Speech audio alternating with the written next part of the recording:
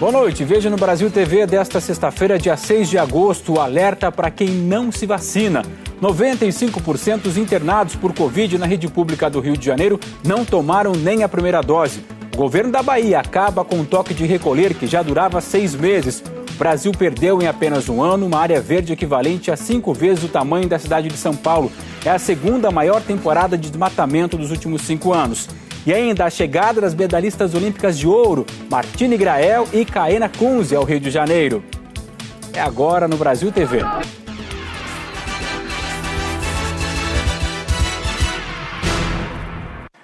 A gente está sempre falando aqui sobre a importância da vacinação contra a Covid. Tomar a primeira e a segunda doses ou a dose única é muito importante para se chegar até a imunização.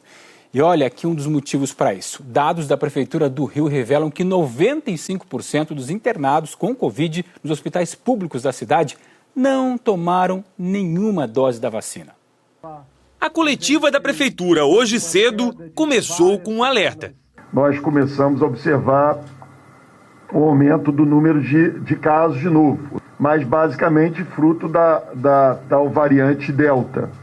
O estado do Rio é o que tem mais casos confirmados da nova variante em todo o país, 203. Só na capital, até agora, já são 67 infectados pela Delta. Mas isso é resultado apenas de amostras coletadas. A variante Delta pode representar já metade do total de casos registrados. Se vacinou por opção própria, ela tinha receio de evento adverso, enfim, acabou não se vacinando. A vacinação continua avançando, mas sempre no limite. Agora é a vez de quem tem 28 anos. Por enquanto, o município só tem doses suficientes para hoje. Ontem, teve gente que já não conseguiu tomar a segunda dose da Pfizer, num posto da Barra da Tijuca. Estava marcada para tomar a segunda dose da vacina da Pfizer ontem. Fui no posto e não tinha vacina. Eu e mais algumas pessoas. Hoje mandei mensagem e disseram que não tinha ainda. A nova remessa do Ministério da Saúde, que seria enviada nesta madrugada, atrasou e só vai chegar à noite. Por isso, os postos aqui do Rio vão abrir mais tarde amanhã, em vez das 8 às 10 da manhã. E vão funcionar excepcionalmente até as 5 horas da tarde. É a vacinação que tem ajudado a frear o número de casos graves e de mortes. 95% das internações hoje na cidade são de pessoas que não tomaram nenhuma das doses. É um dado que reforça que as vacinas funcionam, elas têm efeito, mas ainda tem muita internação de pessoas que não se vacinaram. 5% só das pessoas que internam tomaram pelo menos uma dose da vacina. O prefeito Eduardo Paes anunciou a intenção de antecipar, para antes de outubro, uma possível terceira dose para idosos. E ainda a possibilidade de adiantar também a vacinação de adolescentes com comorbidades. Olha, mesmo com o aumento de casos da variante Delta no Brasil, em especial no Rio de Janeiro, a Prefeitura do Rio divulgou hoje um planejamento para organizar a festa de Réveillon na cidade. O André Coelho é quem conta pra gente. Olá, amigos do Brasil TV. A Prefeitura do Rio de Janeiro prorrogou as medidas restritivas aqui na cidade até o próximo dia 23. No mesmo dia que tomou essa decisão, a cidade começou a organização para as festas de fim de ano. Para a virada, o município está prevendo 13 palcos espalhados pela cidade, sendo 3 em Copacabana, principal ponto de comemoração do Réveillon.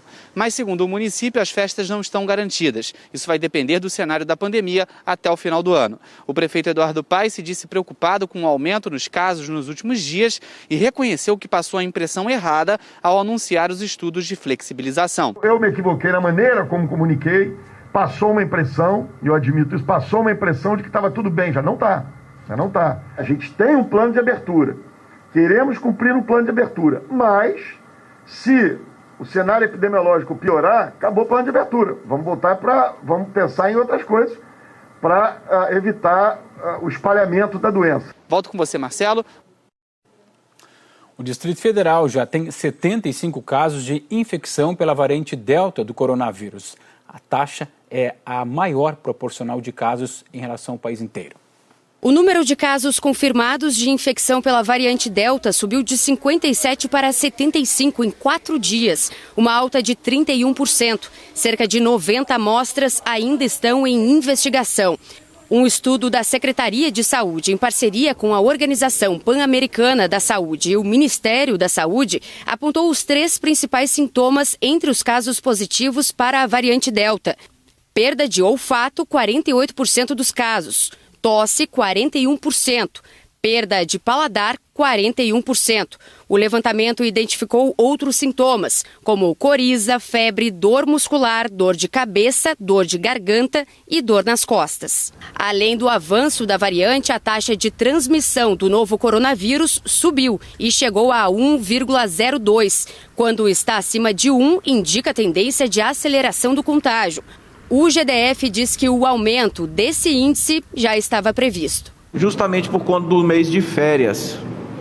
Muita gente viajou, muita gente retornando de outros estados e já havia a previsão de que teria um aumento nesse índice de transmissibilidade e está dentro da normalidade que a Secretaria de Saúde vem acompanhando. Mas, para esta infectologista, o aumento já pode ser consequência da variante Delta e do afrouxamento das medidas de combate à Covid. É inevitável a gente fazer essa correlação de aumento de flexibilização e uma presença de uma nova variante. Então isso acende para a gente um grande alerta para que a realização desses grandes eventos seja repensada, pelo menos enquanto a gente tiver um baixo percentual de população com a imunização completa. Segundo os infectologistas, estudos científicos mostram que a principal característica da variante Delta é a transmissão rápida e, por isso, são comuns surtos da doença, principalmente em ambientes fechados. Mesmo os vacinados devem evitar locais fechados, evitar aglomeração, utilizar a máscara. A transmissão, a taxa de ataque ou a transmissibilidade é muito maior da variante Delta e equivale até a varicela ou catapora. É muito parecido. Olha, na Bahia, o governo do estado acabou com as restrições de circulação durante a noite. Faz 6 meses que o chamado toque de recolher foi adotado na Bahia. Camila Marinho. A partir de hoje, a Bahia não tem mais toque de recolher. Baianos não têm mais hora para voltar para casa. A restrição de circulação noturna, que valia de 10 da noite às 5 da manhã, foi suspensa depois de 6 meses. Vale decisão até o dia 17 de agosto para todo o estado. Outra novidade por aqui é a permissão de eventos com até 300 pessoas, mas proibidos ainda shows e festas. Antes, o limite eram 200 pessoas. Em Salvador também foram anunciadas mudanças. Bares e restaurantes agora podem funcionar até um pouquinho mais tarde, até às 2 da manhã, desde que os protocolos sejam seguidos. E a maior novidade por aqui é a permissão para apresentação de bandas em eventos sociais, como festas de aniversário, casamento, formaturas, desde que os músicos estejam de máscara e que não tenha dança. O prefeito de Salvador, Bruno Reis, também anunciou que o Carnaval e o Réveillon de Salvador já estão sendo planejados, mas não deu detalhes ainda. Camila Marinho, de Salvador, para o Brasil TV. Bares e boates de Boa Vista vão passar a pedir a carteira de vacinação com ao menos a primeira dose contra a Covid. O Robson Moreira quem explica. Olá, a medida passa a valer a partir deste sábado. A capital está com baixa procura de jovens pela vacina contra a Covid. E a ideia é mudar esse cenário. Assim, quem não estiver imunizado corre o risco de ser barrado nesses estabelecimentos. A decisão de exigir o cartão de vacina foi tomada durante uma reunião da Prefeitura com empresários que compõem a Associação de Produtores de Eventos de Roraima e o Comitê Municipal de Combate à Covid-19. Segundo o município, a medida foi tomada para incentivar a população a se vacinar contra a Covid. A Prefeitura passa a exigir também o cartão de vacina, com ao menos a primeira dose contra a Covid, na entrada da Vila Olímpica Roberto Marinho, que será reaberta na próxima segunda-feira. A Prefeitura de Boa Vista estima que mais de 146.300 pessoas acima de 18 anos ainda não tomaram a primeira dose da vacina aqui na cidade. Isso é quase metade do estimado. Robson Moreira, para o Brasil TV. Em São Luís começou hoje a vacinação de adolescentes de 12 anos. Essa é a menor idade possível no Brasil, no mundo, a gente sabe, né, até agora, para aplicar a vacina contra a Covid. O Adalto Borba é quem explica pra gente. Era perto das 6 horas da manhã e a fila da vacinação já estava assim, cheia de adolescentes e pais à espera da abertura dos portões. Essa turma acordou cedo para garantir uma dose da vacina contra o coronavírus. Durante toda a manhã, o centro de vacinação do Multicenter Sebrae ficou cheio. Com a imunização dos adolescentes, São Luís completa o calendário do público vacinável autorizado pela Agência Nacional de Vigilância Sanitária, a Anvisa, que é a partir dos 12 anos de idade. Segundo o balanço parcial da Secretaria Municipal de Saúde, São Luís já aplicou 956 mil doses de vacina contra o coronavírus. Desse total, 730 mil foram primeiras doses. Isso significa que 98% da população de adultos já estão com o início do ciclo de imunização garantido. Em Minas Gerais, o governo anunciou que adolescentes de 12 a 17 anos serão vacinados contra a Covid no mês de setembro. Carla e Alex são pais do Matheus, de 15 anos, e do João, que faz 12 em novembro. Sentiram de perto o risco da Covid-19 e querem muito ver a família toda imunizada. Eu tive Covid em dezembro do ano passado. Foi uma situação bem complicada, porque eu fiquei 3 dias entubado, né? Essa doença já nos deu um susto muito grande, né? Chega de susto com essa doença. Ontem, o secretário estadual de Saúde, Fábio Baquerete, anunciou que adolescentes de 12 a 17 anos vão ser imunizados em setembro contra a Covid-19. A Anvisa liberou em junho o uso da vacina da Pfizer para este público. O calendário com as datas da imunização ainda não foi divulgado pelo governo do estado e depende da quantidade de vacinas que será encaminhada a Minas nos próximos dias. Por enquanto, só a Pfizer poderá ser utilizada os adolescentes, primeiro com comorbidades, depois todos os adolescentes. Então, a expectativa é que em setembro os adolescentes já estejam se vacinando no estado de Minas. A imunização de jovens nessa idade já estava autorizada desde o dia 27 de julho, depois de um comunicado assinado pelo Ministério da Saúde e por conselhos que representam os secretários estaduais. Isso desde que toda a população de 18 anos ou mais já tenha recebido pelo menos uma dose do imunizante. A prioridade deve ser dada para adolescentes com comorbidades. Antes disso, no mês de junho, Betim havia começado a vacinar adolescentes para a volta às aulas presenciais.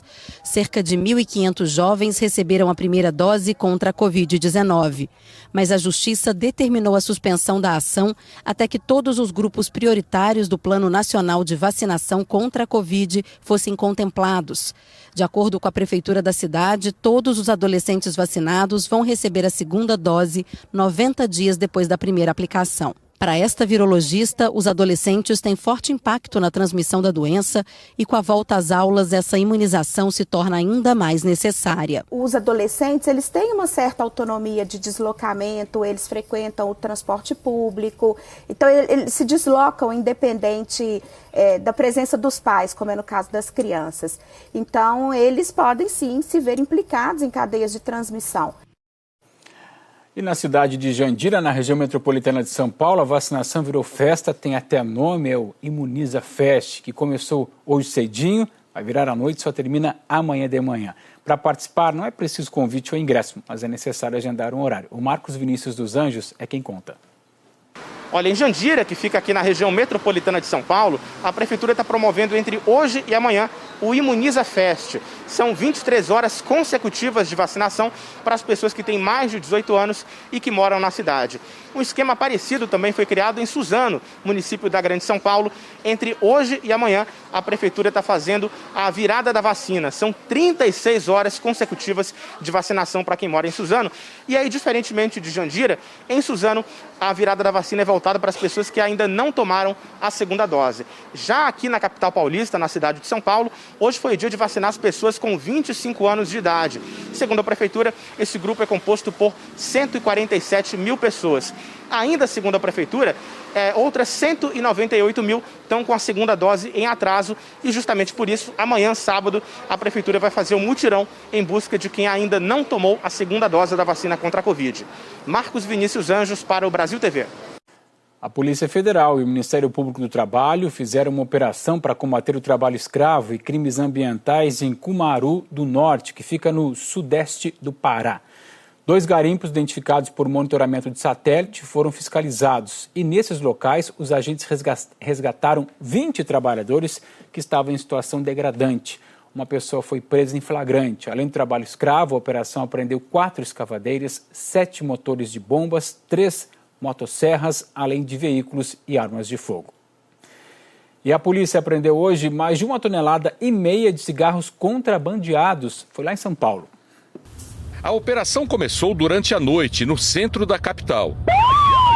O objetivo foi acabar com a distribuição e o comércio de cigarros contrabandeados ou fabricados sem controle de qualidade. Segundo os investigadores, aqui na Avenida Rangel Pestana funcionava uma feira clandestina que vendia os produtos de origem ilícita. Os criminosos usavam esses carros para guardar a mercadoria. Cerca de 30 veículos foram apreendidos. Funcionava há algum tempo aqui nesse local, no Brás, em São Paulo, e é considerada a maior do Brasil. O maior volume de venda de cigarros clandestinos de origem criminosa do país é vendido aqui. Comércios de todo o estado de São Paulo, alguns também do Brasil, vinham aqui se abastecer de cigarros de origem criminosa aqui no Brás, em São Paulo. Essas imagens gravadas pela polícia mostram a movimentação de vendedores e compradores. O comércio ilegal ainda de madrugada. Hoje cedo, os agentes tiveram que arrombar os carros para retirar a mercadoria ilegal. Mais de 1,5 toneladas de cigarros foi apreendida. 14 pessoas foram detidas. Você vai ver no próximo bloco como é o treinamento da onça parda resgatada filhote para que volte ao habitat natural como um animal silvestre.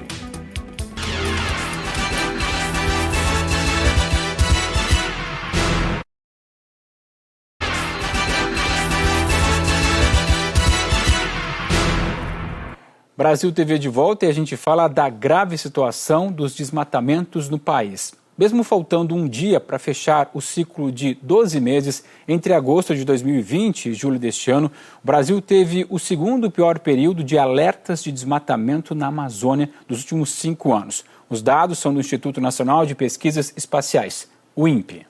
Neste sobrevoo feito pelo Greenpeace em Rondônia, norte de Mato Grosso e em regiões do Pará, é possível ver vários pontos de desmatamento na floresta amazônica. Nós observamos desmatamentos em florestas públicas, ainda não destinadas, dentro de terras indígenas e dentro de unidades de conservação, além de grandes desmatamentos também em propriedades particulares. Segundo os dados do Instituto Nacional de Pesquisas Espaciais, os alertas de desmatamento na Amazônia tiveram a segunda pior temporada nos últimos 5 anos, mesmo faltando um dia para encerrar o ciclo de 12 meses, que vai de agosto a julho. Entre agosto de 2020 e julho de 2021, os alertas de desmatamento somam 8.712 quilômetros quadrados de área da floresta.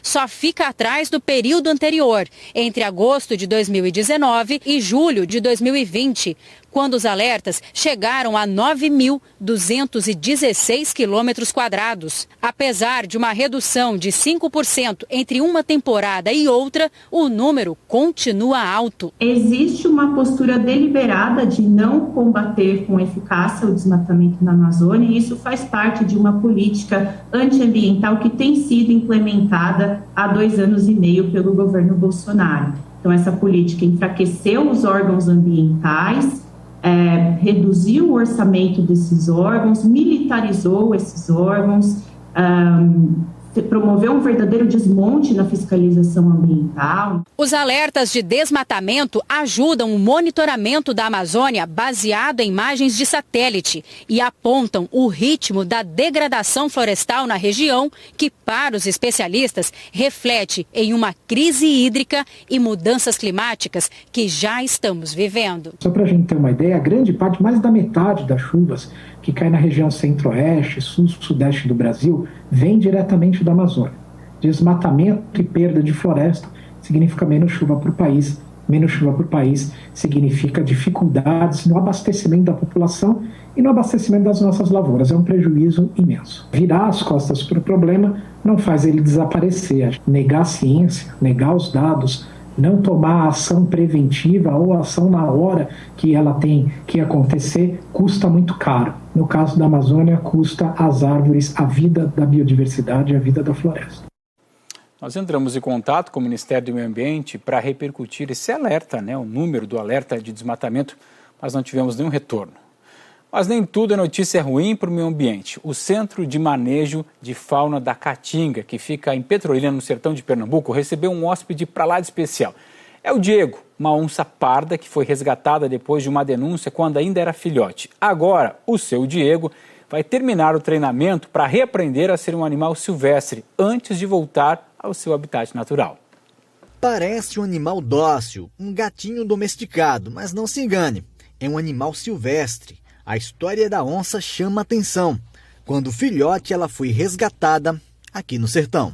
A gente recebeu uma solicitação de resgate em Serrita, na área rural, para resgatar esse animal. De imediato a gente não poderia fazer esse resgate devido à distância, mas aí a gente foi e no próximo monitoramento no sertão dos animais soltos, a gente conseguiu realizar esse resgate, né? O animal estava sendo criado dentro de um cercado com galinhas e aí a gente conseguiu resgatar. O animalzinho foi batizado de Diego. Ele foi levado para um centro de triagem de animais silvestres no Recife, onde recebeu os cuidados de uma equipe de biólogos, veterinários e outros profissionais. A gente fez todo o treinamento de caça, instintivo, de medo de pessoas, de afastamento com as pessoas e tudo, até terminar agora a parte de musculatura, de treino de musculatura, ou seja, esse animal precisa de uma musculatura para conseguir caçar, conseguir fugir do principal predador dele, que é o ser humano, né? O Diego está com 5 anos e fez o caminho de volta para o sertão. Chegou hoje de manhã a Petrolina. O Diego, por enquanto, não está pronto para voltar ao habitat natural. Ele vai ficar aqui no Semafauna de Petrolina por pelo menos 1 ano. Essa fase é importante para que ele possa se adaptar à nossa região e também para fortalecer a musculatura antes de voltar à Caatinga. A onça é da espécie puma, mas é conhecida também por outros nomes. É um animal que é espetacular, né? Da nossa região mesmo. Apesar de ele ocorrer em outros habitats, né? Em outros biomas também, mas é um animal comum aqui, principalmente quando a gente relaciona com a onça pintada, né, que ela é mais rara, aqui é mais difícil de ser encontrada. E é um animal que ele tem por característica não de ataque, né, que é um dos parâmetros assim que o pessoal tem medo e tal, e muitas vezes chega a atacar e predar o animal de forma irregular e já vai atirando no animal, né? Mas é um animal que normalmente ele não ataca, ele é mais de fuga do que realmente atacar o homem. Apesar de não oferecer risco de ataque ao ser humano, essa espécie vem sofrendo com a caça indiscriminada na Caatinga. Teve uma redução da população desses indivíduos na Caatinga, principalmente por conta dos ataques do homem. Até estar pronta para voltar ao seu habitat natural, estudos estão sendo feitos para avaliar qual o melhor lugar para soltar a onça. As medalhistas olímpicas Martine Grael e Kaena Kunze chegaram hoje cedo ao Rio de Janeiro. A dupla feminina foi ouro na vela. Fred Justo tem as informações. Depois de passarem quase um dia inteiro viajando, Martine e Grael finalmente chegaram ao Rio de Janeiro. Elas desembarcaram no aeroporto Santos Dumont no fim da manhã, foram recebidas com muita festa por familiares e amigos que aguardavam a dupla no aeroporto. Elas chegaram bastante cansadas, porém bem felizes com a medalha de ouro conquistada no Japão. A medalha não é só nossa, tem muita gente atrás envolvida. Depois, óbvio, abraçar toda a minha família, estar com eles, curtir os amigos e acho que tirar umas férias, assim. Foram um ano a mais muito intensos, assim, a gente passou muito tempo longe de casa.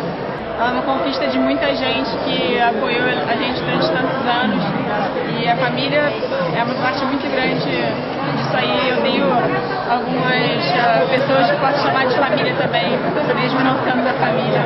Então, eu acho que é uma conquista de todo mundo que fez parte. Do aeroporto, elas seguiram para o centro de treinamento do time Brasil, que fica no Parque Olímpico da Barra da Tijuca, na zona oeste da cidade. Lá participaram de entrevistas coletivas e ações promocionais promovidas pelo Comitê Olímpico do Brasil. Depois, elas seguiram para Niterói, As duas treinam lá em Niterói, por isso, então, elas foram para lá. Assim que elas passaram pela ponte Rio-Niterói, elas subiram num caminhão do Corpo de Bombeiros e desfilaram pelas ruas da cidade, passaram por pontos importantes de Niterói, como o MAC, lá uma região bastante bonita, desfilaram, receberam o carinho dos moradores da cidade e esse percurso terminou no clube em que elas treinam. Lá foram recebidas por crianças que participam de um projeto social da Vela, receberam mais carinho também dessas crianças e aí só depois elas puderam então ir para casa para o merecido descanso. Essa foi a segunda medalha de ouro da Martini e da Caena na categoria 49FX, traduzindo 49FX. A primeira foi conquistada aqui na Baía de Guanabara, na Rio 2016, e a segunda lá na Baía de Enoshima, no Japão, nas Olimpíadas de Tóquio. Fred Justo para o Brasil TV. E o Brasil TV fica por aqui. Outras notícias no Jornal Nacional às 8h30 pelo horário de Brasília. Para você uma boa noite e um ótimo fim de semana.